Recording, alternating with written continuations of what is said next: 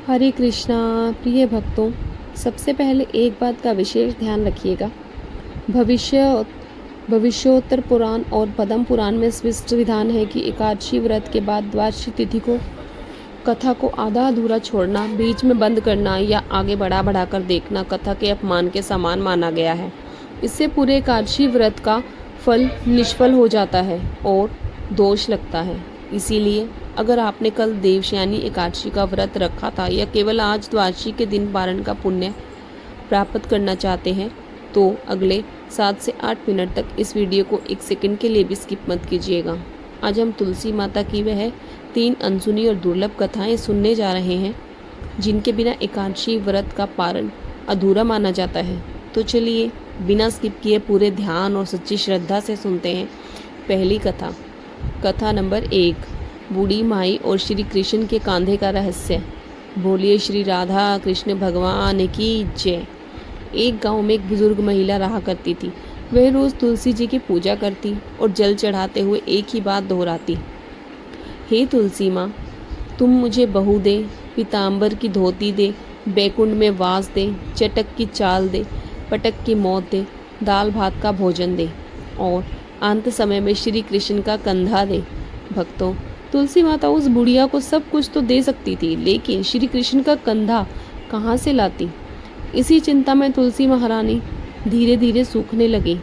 जब साक्षात भगवान श्री कृष्ण ने आकर पूछा कि हे तुलसी, तुम क्यों सूख रही हो, तब तुलसी जी ने बुढ़िया की इस अनूठी मांग के बारे में बताया।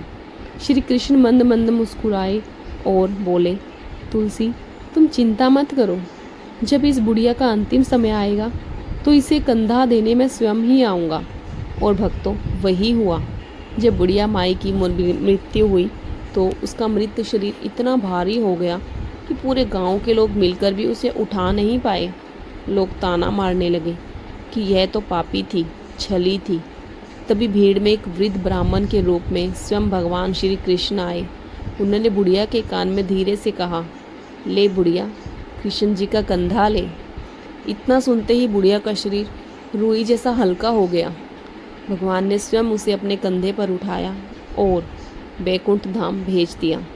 सीख, सच्चे मन से तुलसी महारानी की सेवा करने वालों का बेड़ा स्वयं भगवान पार लगाते हैं। कथा नंबर 2, ननद भाभी और तुलसी जी का दिव्य चमत्कार। अब सुनिए तुलसी माता की दूसरी सबसे लोकप्रिय चमत्कारिक कथा, जो सिखाती है कि दिखावे और सच्ची भक्ति में क्या अंतर होता है। एक घर में ननद और उसकी भाभी रहती थी। ननद तुलसी जी की परम भक्त थी, लेकिन उसकी भाभी को यह पूजा पाठ बिल्कुल पसंद नहीं था। भाभी हमेशा ताना मारती, जब तेरा विवाह होगा तो बारातियों को खाने में तुलसी ही दूंगी और दहेज में भी तुलसी। जब ननद का विवाह हुआ तो भाभी ने गुस्से में आकर बारातियों के सामने तुलसी का गमला फोड़ दिया। लेकिन चमत्कार देखिए, तुलसी महारानी की कृपा से वह फूटा हुआ गमला अत्यंत स्वादिष्ट व्यंजनों में बदल गया।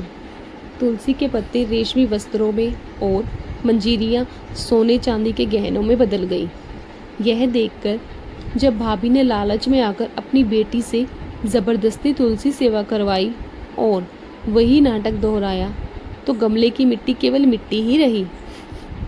सीख, तुलसी माता छलावा, अभिमान या लालच नहीं देखती, वे केवल निष्फल प्रेम और भाव देखती हैं। कथा नंबर 3, राजा अमरीश, दुर्वासा ऋषि और सुदर्शन चक्र का धर्म संकट। तीसरी कथा है भगवान विष्णु के परम भक्त राजा अमरीश की। एकादशी व्रत के पारण का केवल एक क्षण शेष था। राजा पारण करने ही वाले थे कि महर्षि दुर्वासा वहां आ पहुँचे। दुर्वासा जी स्नान करने चले गए और पारण का मुहूर्त निकला जा रहा था। धर्म संकट से बचने के लिए राजा ने केवल भगवान का जल, जिसको हम चरणोपदक, पीकर पारण का नियम पूरा किया। स्नान करके लौटे दुर्वासा ऋषि क्रोध से आग बबूला हो गए कि मेरी बिना खाए तुमने जल कैसे पिया। उन्होंने राजा को मारने के लिए भयानक राक्षसी पैदा कर दी, लेकिन राजा अमरीश शांत खड़े रहे। तभी भगवान विष्णु का सुदर्शन चक्र प्रकट हुआ। उसने राक्षसी को भस्म कर दिया और दुर्वासा ऋषि के पीछे पड़ गया। दुर्वासा जी जान बचाने तीनों लोकों में भागे। लेकिन जब वे बैकुंठ में श्री हरि के पास पहुँचे तो भगवान ने स्पष्ट कहा, अहम भक्त पराधीनो, मैं स्वतंत्र नहीं हूँ, मैं अपने भक्तों का दास हूँ। अगर रक्षा चाहिए तो अम्बरीश के चरणों में ही जाना होगा। जब दुर्वासा जी ने राजा अम्बरीश से क्षमा मांगी तब जाकर सुदर्शन चक्र शांत हुआ। सीख, जो भगवान के सच्चे भक्त की रक्षा करता है, सुदर्शन चक्र स्वयं उसकी ढाल बन जाता है।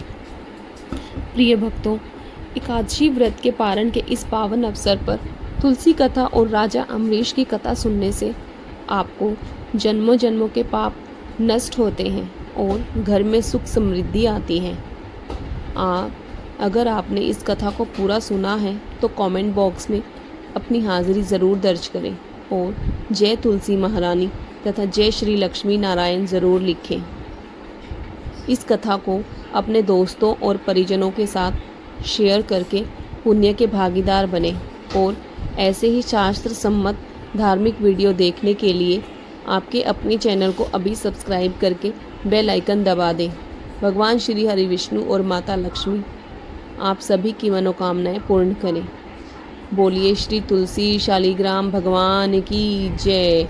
हरे कृष्णा। तो भक्तों, ऐसी ही और जानकारी के लिए हमारे चैनल को सब्सक्राइब करें और अगर वीडियो अच्छी लगी हो तो प्लीज़ एक लाइक ज़रूर कर दीजिएगा। आप लोगों से